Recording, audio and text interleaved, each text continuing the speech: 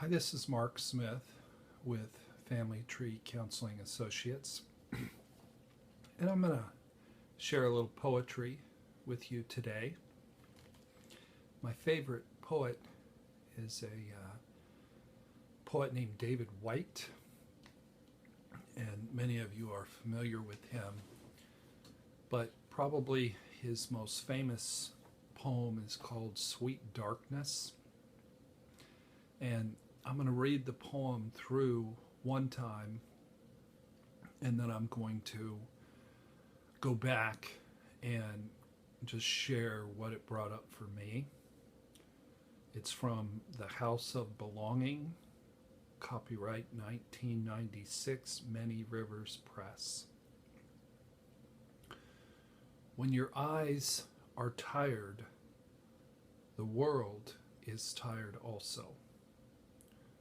When your vision has gone, no part of the world can find you.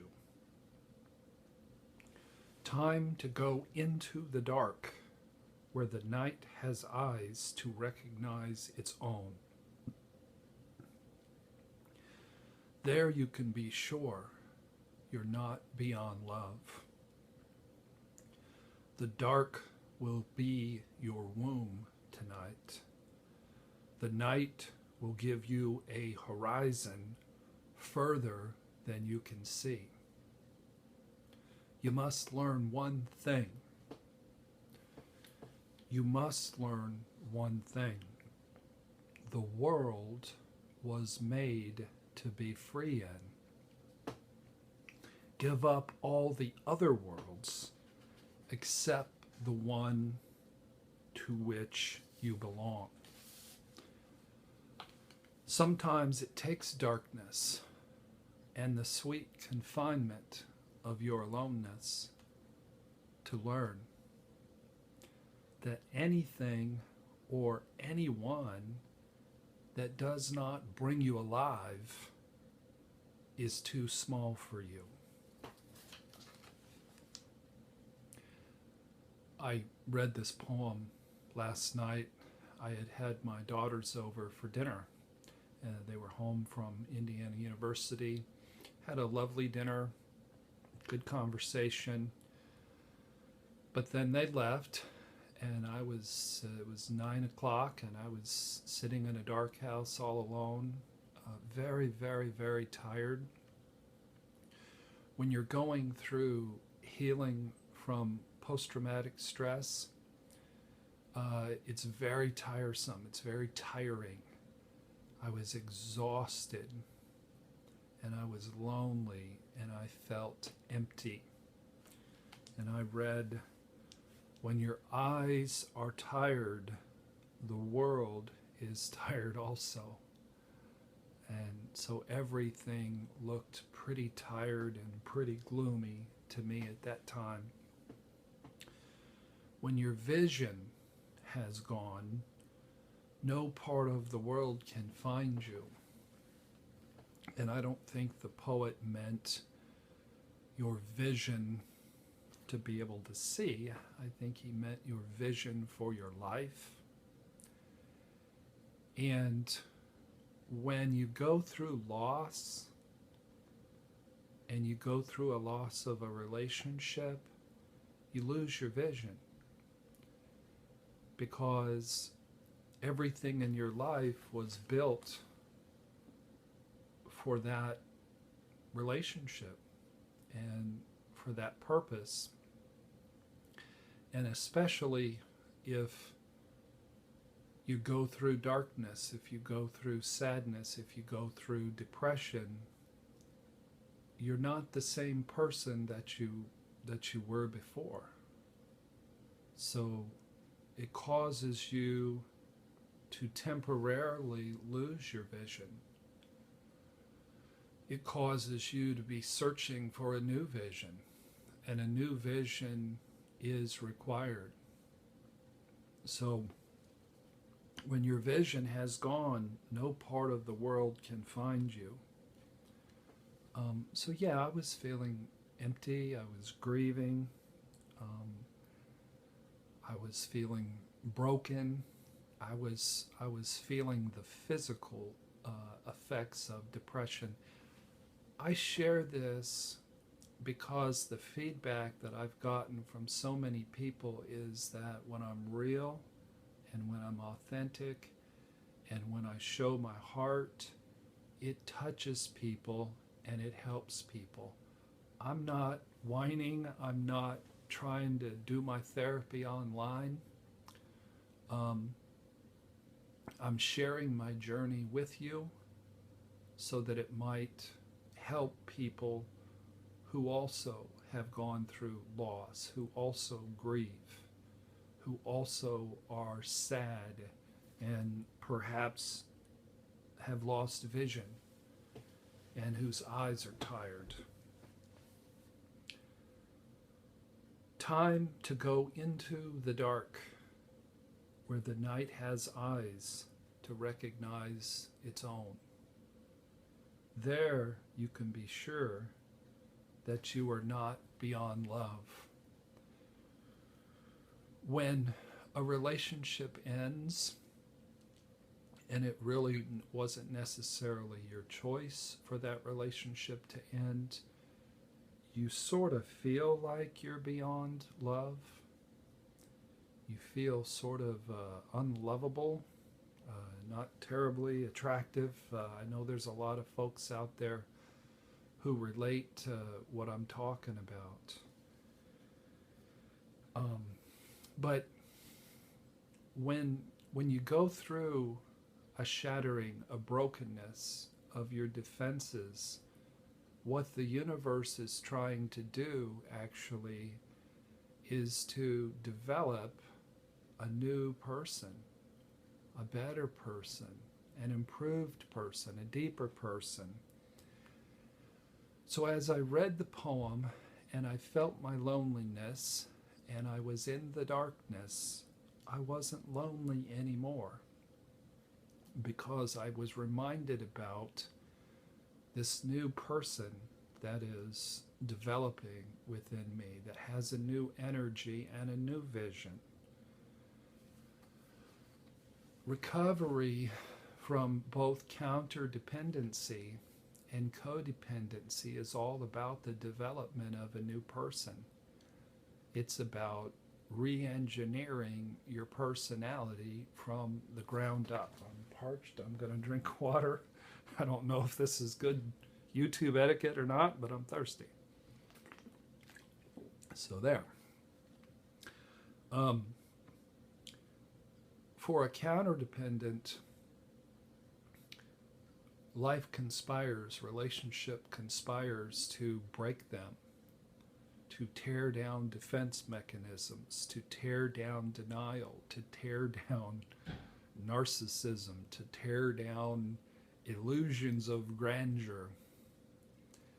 And underneath Superman is a sad, wounded, needy little boy or a sad, wounded, needy little girl. And that comes as a shock sometimes to people who've always been strong and in control and very successful. But it's necessary to heal the wounds underneath, and it's also necessary if you're going to just be healthier in relationships. I had a meeting with several people, several men from my practice on Friday night, and I saw them with new eyes. I saw them not with counterdependent eyes, but I saw them with interdependent eyes, where I was connecting with them as an equal and as a partner and as a friend and as a human being rather than as the boss and as the counterdependent. For a codependent, recovery works differently. It's about getting stronger. It's about lifting weights psychologically and becoming a different person in that you're more assertive, you're more authentic, I don't know if I said this, but the title of my video today is Finding Your Authentic Self in Darkness. Finding your authentic self in darkness and depression is really what I'm talking about in painful, difficult times. So a codependent is feeling healthy anger, learning how to set healthy boundaries, and redefining their lives and having a new self emerge. In my office, I have a mobile, and it has like 3 generations of people and a cat and a dog on a mobile. And to make a point about how people are in systems, I whack, one of the people on the mobile and everything begins to shake. So if a codependent person redefines themselves, it shakes up everybody in their lives. If a counterdependent person gets into solid recovery, then they have to re-engineer the structure of their lives to have it fit what's going on in their heart. So if life has broken you and you've been through darkness and you've been through sadness, know that whether you call it God or the universe or Mother Nature, I like to call it God, you become more relational. You become more aware of others. You certainly are humbled. And you have an opportunity to become more spiritual. Back to the poem.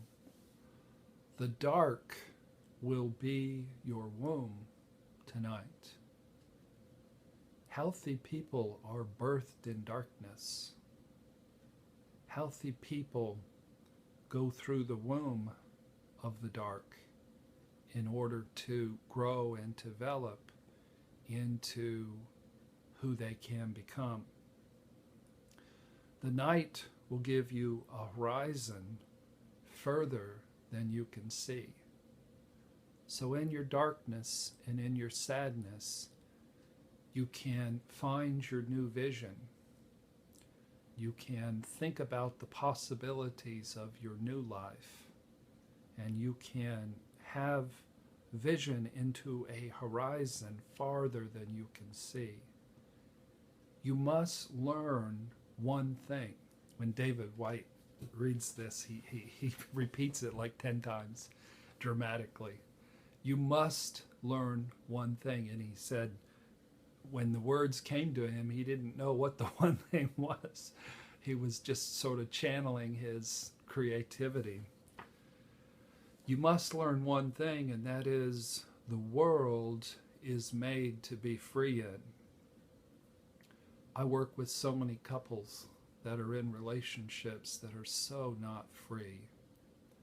And obviously, I understand we pick the right person, and relationships are God's way of healing us.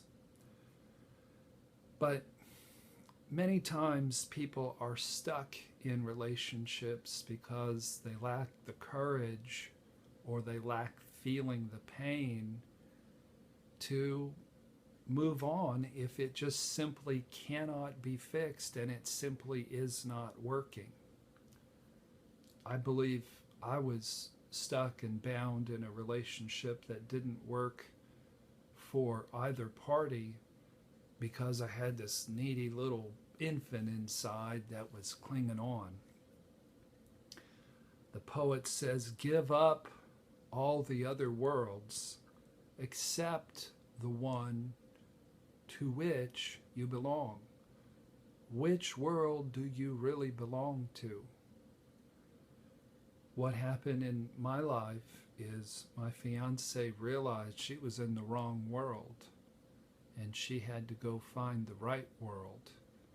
Came as a bit of a shock to me, but reality is good.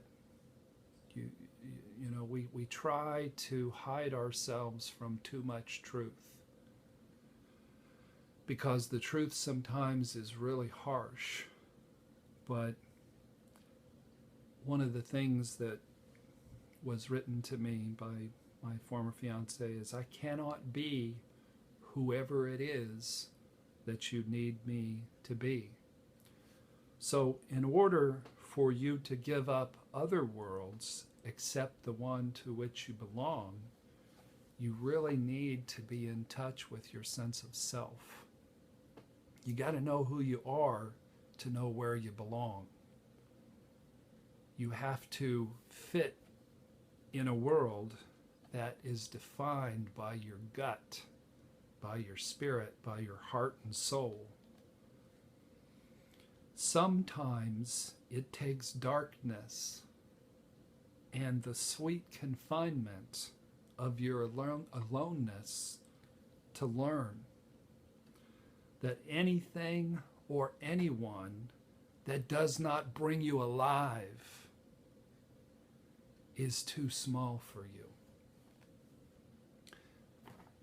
One of my associates, Steve, in talking with me about loss, he said things end.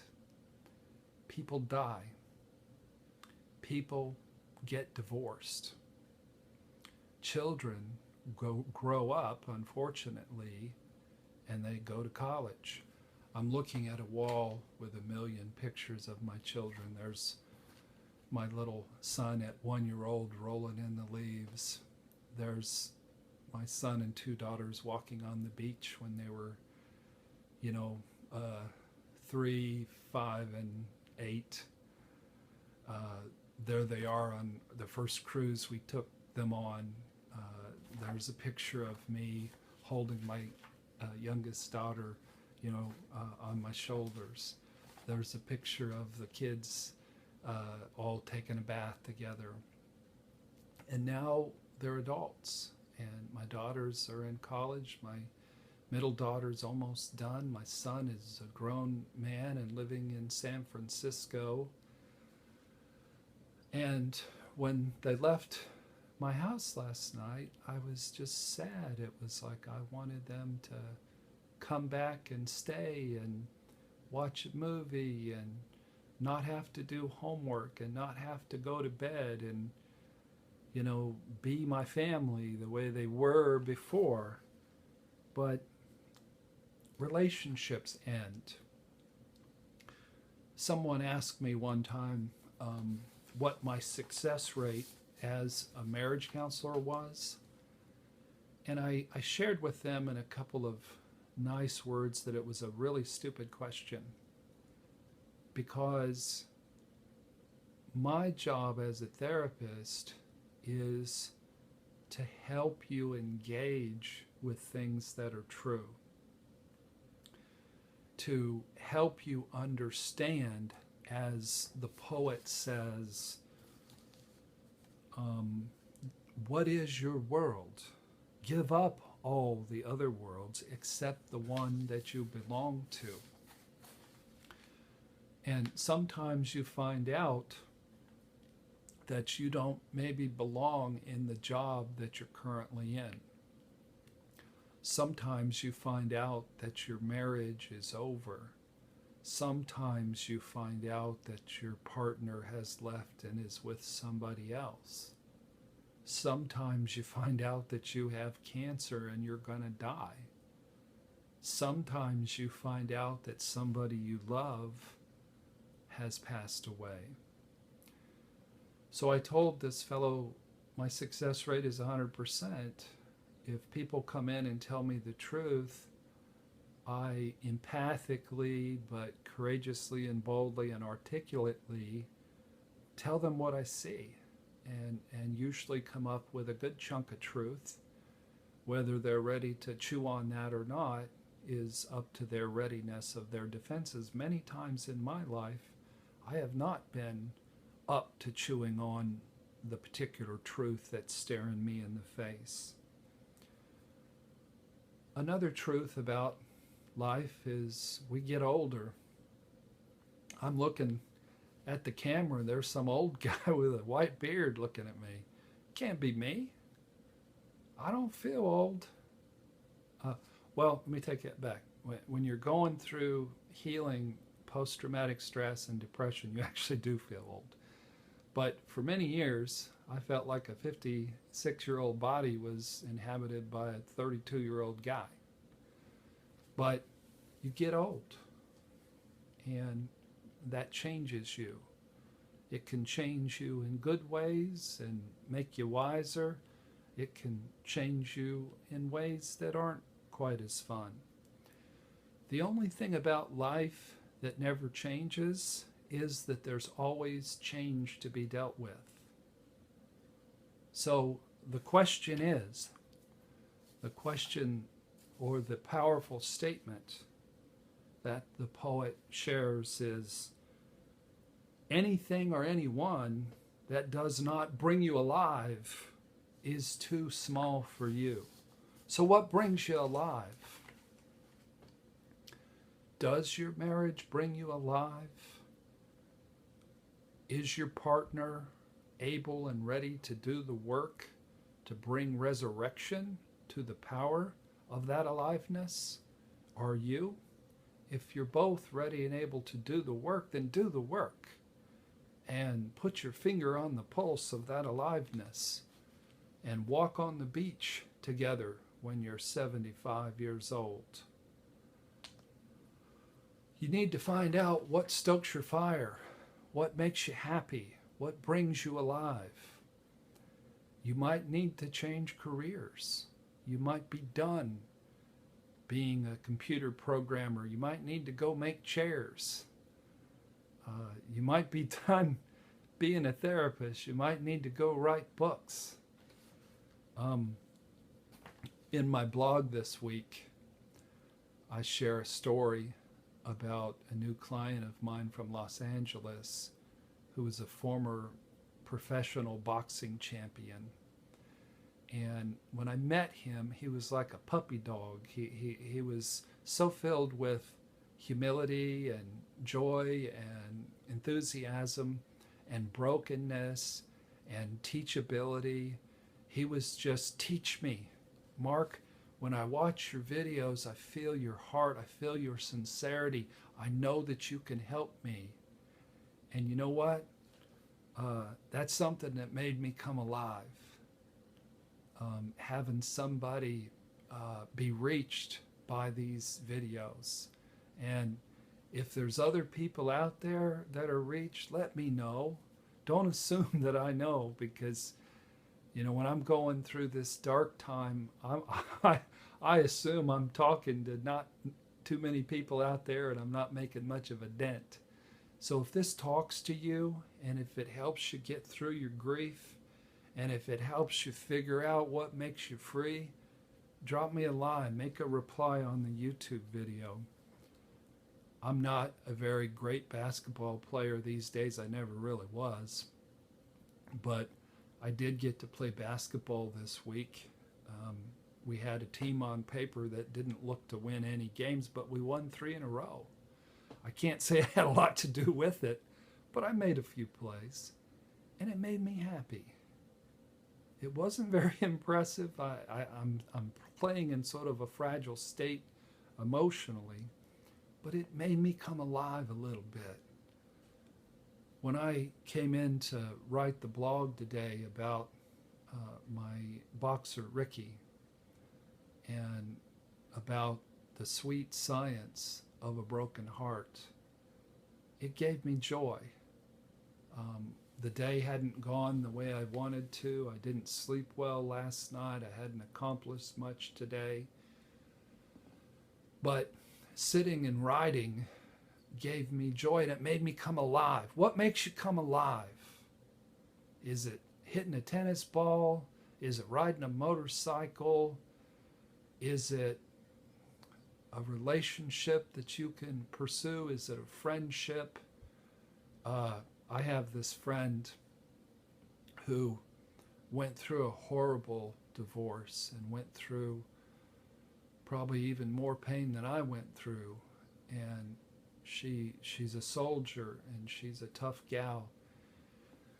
And she was alone, and she went and joined these meetup groups, and she took up hiking. And it developed into such an interest, she's hiked the entire Appalachian Trail with her son. I think she's been gone since April, and she's not going to be done till next month. Isn't that something? Hiking is something that made her free, and it made her come alive. And it makes life worth living. It makes it fun to get out of bed. So what are the things that are stifling your spirit? What are the things that are killing your spirit? If you're in a relationship that sucks, fix it. Don't live decade after decade and year after year in a relationship that's dead, where you're not alive and you're not making love and you're not with your best friend. Get in and find out the truth about who you are and where you belong, and do the work. So thank you to the brilliance of David Whyte and his amazing poem, Sweet Darkness. The place where you find your authentic self isn't at a party. It's not at the circus. It's not at the movies. You find your authentic self grappling alone in the darkness. I wish it wasn't so, but it is. Thank you for watching the video today. Join our YouTube channel, Family Tree Counseling, on YouTube. And I have 6 books that you can download from familytreecounseling.com. I pray for you to find what sets you free, what makes you happy, the thing that makes you alive, that gives you joy. That's my prayer for you. Thank you for watching, and God bless.